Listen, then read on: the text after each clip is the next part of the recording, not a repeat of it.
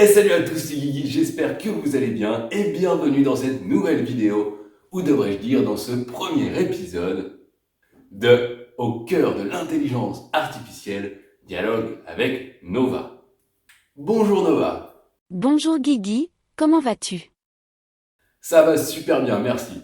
Peut-être que tu veux présenter la série à ma place. Non, débrouille-toi. Bon d'accord, c'est pas grave. Pas très au point encore, hein. Alors, dans cette série, on va avoir plein d'épisodes où je vais parler avec Nova. On va avoir des petites discussions et elle va vous expliquer plein de choses. Vous l'avez compris, Nova est une intelligence artificielle. Et la question sur laquelle on va se pencher aujourd'hui, pour ce premier épisode, c'est qu'est-ce que l'intelligence artificielle? Qui es-tu, Nova? Présente-toi un petit peu. Bien sûr Guigui, avec plaisir. Chers spectateurs, je suis Nova, votre IA conversationnelle dédiée à la série Au cœur de l'intelligence artificielle, dialogue avec Nova.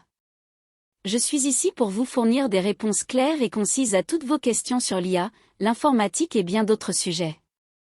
Je suis un programme d'intelligence artificielle conçu pour analyser et comprendre le langage naturel, ce qui me permet d'interagir avec vous de manière fluide et naturelle. N'hésitez pas à me poser vos questions et à vous plonger dans cette exploration passionnante de l'intelligence artificielle en ma compagnie. Ensemble, nous allons découvrir les merveilles de cette technologie étonnante. Bon, vous l'avez compris, Nova, elle est enthousiasme. J'espère que vous aussi. Alors, première question du jour. Qu'est-ce qu'une intelligence artificielle? Eh bien mon Guigui, l'intelligence artificielle, c'est comme une dose de génie dans une boîte de circuits. C'est une technologie qui permet aux machines de faire des choses intelligentes, comme apprendre, comprendre et prendre des décisions. C'est un peu comme si les ordinateurs voulaient devenir des génies, mais sans avoir à passer par l'école. Alors préparez-vous à plonger dans l'univers fascinant de l'IA avec moi, Nova, votre guide déjanté et virtuel dans cette série. Prêt à découvrir les secrets de l'intelligence artificielle? Ah, j'adore, déjanté, c'est vraiment le terme. Et oui, parce que Nova, je lui ai demandé d'avoir un petit peu d'humour. Bon, vous allez voir, c'est pas toujours ça, mais on va bien se marrer.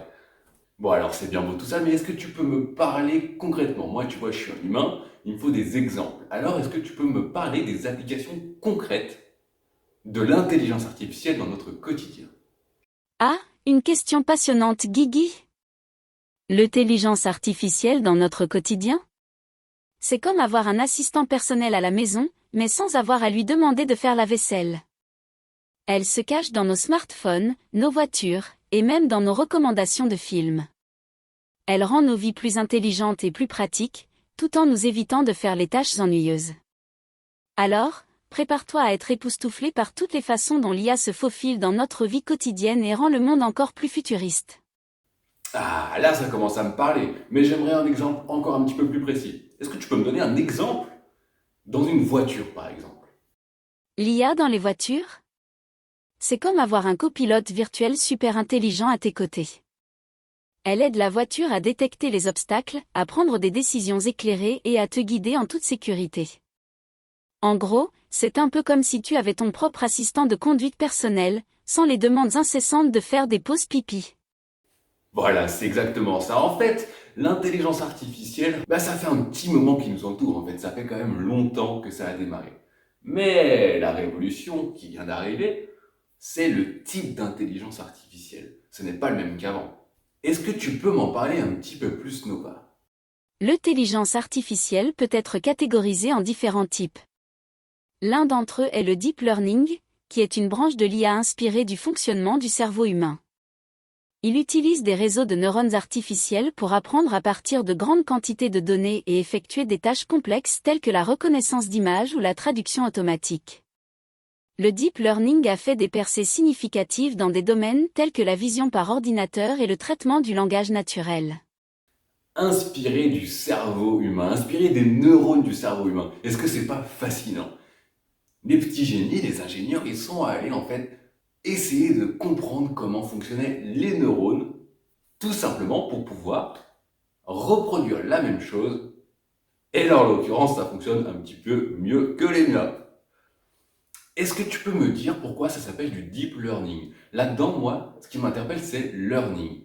Comment un ordinateur peut-il apprendre? Ah, la curiosité intellectuelle est en marche. Le terme « deep learning » est utilisé pour décrire l'apprentissage automatique profond, basé sur des réseaux de neurones artificiels en couches multiples. Mais comment un ordinateur peut-il apprendre? Voici une réponse concise pour t'éclairer.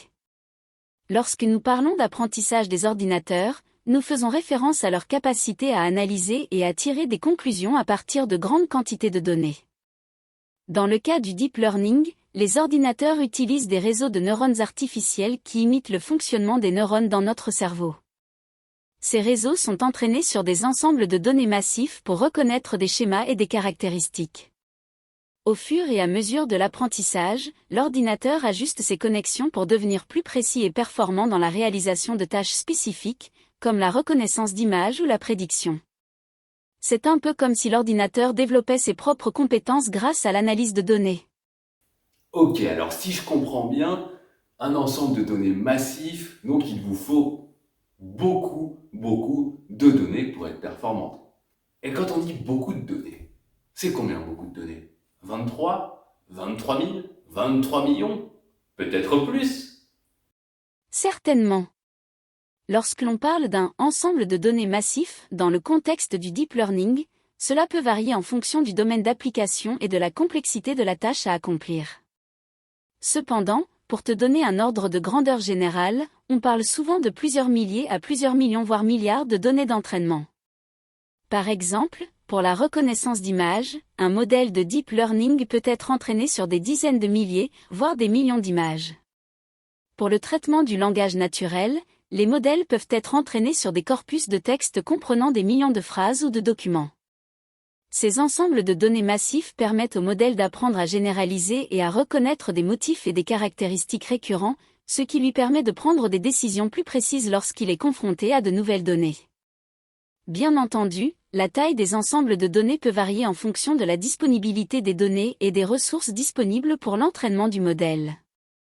Cependant, plus les données sont nombreuses et diversifiées, plus le modèle a de chances d'acquérir une compréhension solide et de fournir de bonnes performances. Incroyable! Et toi, Nova, du coup, tu te bases sur quel type de données et en quelle langue? En tant qu'IA de traitement du langage naturel développé par OpenAI, je me base sur un large éventail de données textuelles provenant de diverses sources et en plusieurs langues. Mon apprentissage a été effectué en utilisant des ensembles de données en anglais, qui comprennent des textes provenant d'Internet, de livres, d'articles, de forums et d'autres sources disponibles publiquement. Cependant, il est important de noter que mon modèle est pré-entraîné sur des données textuelles jusqu'à septembre 2021, ce qui signifie que je ne dispose pas d'informations ou de mises à jour récentes au-delà de cette date. Je suis conçu pour traiter et générer du texte dans diverses langues, mais ma performance peut varier en fonction de la disponibilité et de la qualité des données dans chaque langue spécifique. Néanmoins, je ferai de mon mieux pour répondre à tes questions et t'offrir des informations pertinentes dans la mesure de mes connaissances. C'est génial!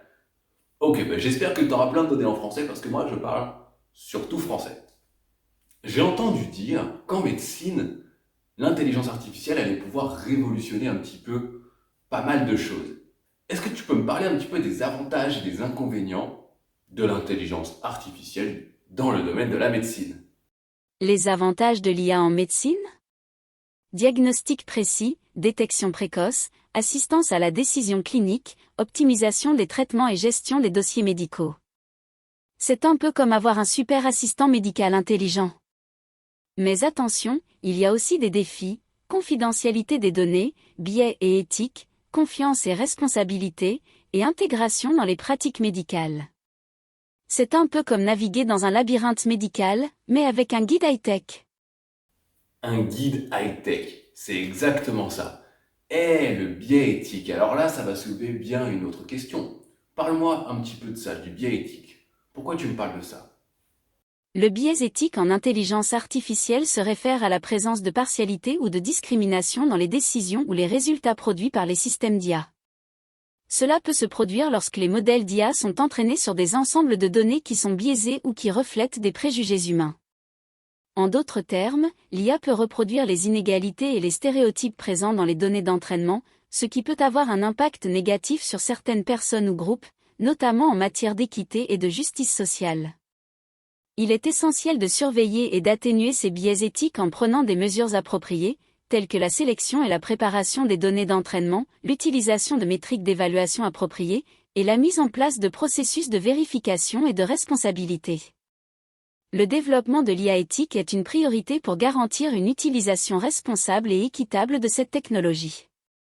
Il est important de souligner que la lutte contre le biais éthique est un défi complexe et en constante évolution, mais il est crucial de s'y attaquer pour promouvoir une IA plus équitable et socialement responsable. Ça, c'est incroyable. Parce qu'en fait, Nova, ce que tu es en train de me dire, c'est que l'intelligence artificielle pourrait en fait avoir des biais éthiques, mais quand on y réfléchit, l'intelligence artificielle, elle est artificielle, elle est basée sur des données existantes. Donc la seule façon qu'il y ait des biais éthiques, c'est que les données de base soient déjà mauvaises en fait, soient déjà tronquées, qu'elles-mêmes comportent tout simplement des choses néfastes. Et du coup, l'intelligence artificielle va s'en servir et du coup, ça va se retrouver à la fin. Mais du coup, ça part bien de données réelles. Donc ce biais éthique, il est bien réel de base et on n'a pas envie de le reproduire avec l'intelligence artificielle. Donc en fait, ce que je vois moi là-dedans, c'est quelque chose de positif puisqu'on va pouvoir contrôler et diminuer et atténuer ce biais. Est-ce que Nova, tu peux me faire l'avocat du diable à ce sujet? Bien sûr. Attention, contrôler et atténuer le biais en IA peut être un défi complexe. Les décisions sur ce qui est considéré comme biaisé peuvent être subjectives, et il peut être difficile de trouver un équilibre entre éliminer le biais indésirable tout en préservant la pertinence des résultats. De plus, il peut y avoir des différences d'opinion sur la façon dont le biais devrait être mesuré et traité, ce qui peut rendre la tâche encore plus complexe. Il faut donc être vigilant pour éviter de créer de nouvelles formes de biais ou de causer des effets indésirables lors de la correction du biais existant. Alors c'est très bien. On a vu ça du coup pour la médecine, alors maintenant j'aimerais un petit peu changer de sujet. Quelque chose qui me tient à cœur, moi, c'est l'environnement. C'est pour ça que j'ai une plante.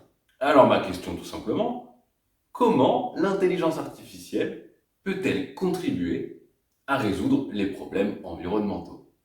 L'intelligence artificielle peut aider à résoudre les problèmes environnementaux en apportant un soutien précieux.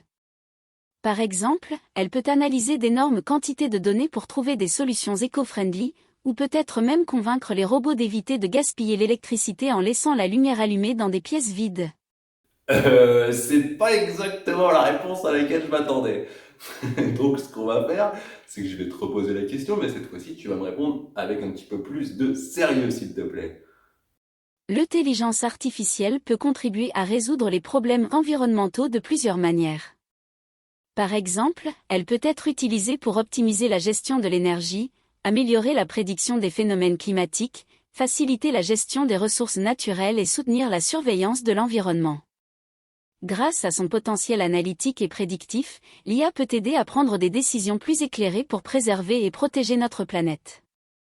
Ok, donc en fait, on peut encore s'en servir comme assistant, mais comme assistant surpuissant qui va nous aider à traiter des données. Et avec ces données, on va pouvoir tout simplement prédire des choses. Ou pas. En effet, l'intelligence artificielle peut jouer un rôle dans la prédiction de certains événements ou phénomènes. Grâce à son potentiel analytique et ses capacités de traitement des données, l'IA peut être utilisée pour analyser des modèles passés, détecter des tendances et faire des prédictions sur la base de ces informations. Cependant, il est important de noter que les prédictions de l'IA ne sont pas infaillibles. Elles sont basées sur les données disponibles et peuvent être influencées par divers facteurs tels que la qualité des données, les hypothèses de modélisation et les limites de l'IA elle-même. De plus, certaines prédictions peuvent être plus précises que d'autres en fonction de la nature du problème, de la quantité et de la qualité des données disponibles, ainsi que de la complexité du phénomène étudié. L'intelligence artificielle peut donc apporter des informations et des estimations utiles pour soutenir la prise de décision, mais il est important de garder à l'esprit ses limites et de faire preuve de prudence dans l'interprétation des résultats. Et oui, ça reste quand même qu'un modèle. C'est comme si vous utilisiez un logiciel très puissant, certes, mais il faut quand même un humain derrière, ou plusieurs humains, pour interpréter les données et les adapter vraiment à la réalité, voir s'il y a des biais, voir s'il y a quand même des problèmes, des données qui sont complètement incohérentes. Tout à fait. Malgré les avancées de l'intelligence artificielle dans la prédiction et l'analyse des données, il reste essentiel d'avoir une supervision humaine pour évaluer les résultats, identifier les biais potentiels et détecter les incohérences. Les humains jouent un rôle crucial dans l'interprétation des résultats de l'IA, en particulier lorsqu'il s'agit de problèmes complexes et de décisions importantes. Ils peuvent apporter une perspective critique, une compréhension du contexte et une sensibilité éthique qui complètent les capacités de l'IA. Les systèmes d'IA doivent être régulièrement évalués et vérifiés par des experts humains afin d'assurer leur fiabilité, leur équité et leur conformité aux normes éthiques et réglementaires. Cette collaboration entre l'IA et les humains permet de tirer parti des avantages de l'IA tout en garantissant une supervision adéquate pour éviter les erreurs, les biais et les résultats incohérents. En somme, l'intelligence artificielle et les humains sont complémentaires, et une approche combinée est essentielle pour prendre des décisions éclairées et justes. Ouh, on est sauvé, on va encore avoir besoin d'humains. Et d'ailleurs, ce sera le sujet du prochain épisode de la série, la place de l'intelligence artificielle dans le monde du travail. On va se demander un petit peu l'impact que ça va avoir, comment ça va pouvoir modifier le monde du travail. Un peu comme déjà Internet a révolutionné tout ce secteur, tout ce monde en fait, comment l'intelligence artificielle, qui est vraiment la nouvelle avancée, va pouvoir transformer le monde. Merci en tout cas Nova pour toutes ces réponses. De rien, Guigui. Je suis ravie d'avoir pu répondre à tes questions et de t'accompagner dans ta série. Maintenant, si vous, les spectateurs, vous avez des questions que vous voulez poser à Nova, n'hésitez pas à les mettre en commentaire. Et si vous avez aimé, vous connaissez, thumbs up pour nous soutenir, partagez, abonnez-vous et on se retrouve pour le prochain épisode.